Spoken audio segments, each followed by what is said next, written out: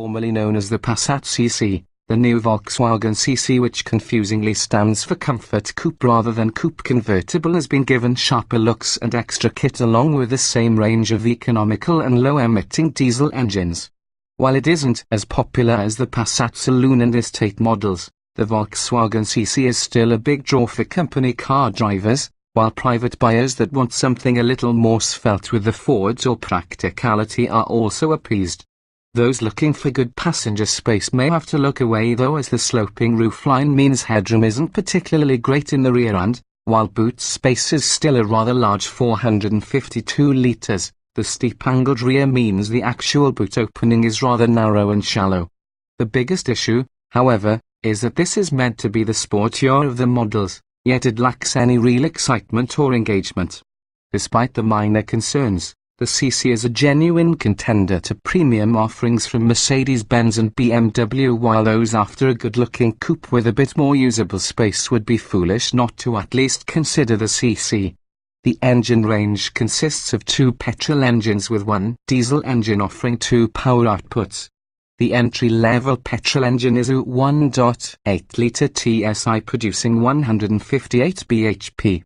This is available with a choice of a 6-speed manual gearbox or the firm's 7-speed DSG Auto box as an option on the base CC trim.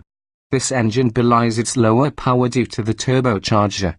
It will complete the benchmark sprint from 0 to miles per hour in 8.5 seconds with a manual gearbox, and only towards the higher end of the rev range does it start to lose power. The higher-powered petrol engine is a 2.0-litre TSI making 207 bhp. This is only available in the top GT specification and with a 6-speed manual or 6-speed DSG gearbox. Power delivery is very smooth and the manual model will go from 0 to 62 miles per hour in 7.3 seconds. The diesel choices are expected to be the most popular models, though. The 2.0-litre TDI is available with either 138 bhp or 168 bhp. It's the 138 bhp version, also producing 350 Nm of torque, which is likely to be the best seller in the CC lineup.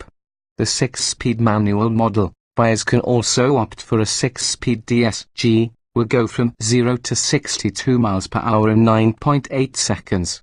It may be more than 1 second slower than the entry-level petrol engine, but it doesn't feel like this because of the pulling power lower in the rev range. Finally, the 168 bhp diesel model will cover the benchmark sprint in a slightly quicker time of 8.6 seconds.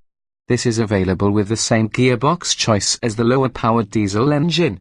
In 2013, a new 1.4-litre turbo and supercharged petrol engine was introduced with 158 bhp.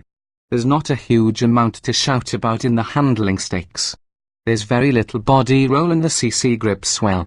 Unfortunately, there's not a huge amount of engagement on offer for the driver, and the steering could do with being more direct. It is well weighted, but there isn't much feel or feedback. The CC is competitive against the likes of the Volvo S60 and Audi A5 Sportback, but those wanting something with a little more excitement may want to consider the BMW 3 Series instead. The range-topping diesel and petrol engines also get a new differential lock, which should help improve traction. The ride is compliant and deals with even the biggest of potholes and drains fairly well. Higher-spec GT models come with adaptive chassis control. This allows the driver to choose between 3 different modes of normal, comfort and sport. Comfort softens the rides for some comfortable cruising, while sport stiffens the suspension and weights up the steering.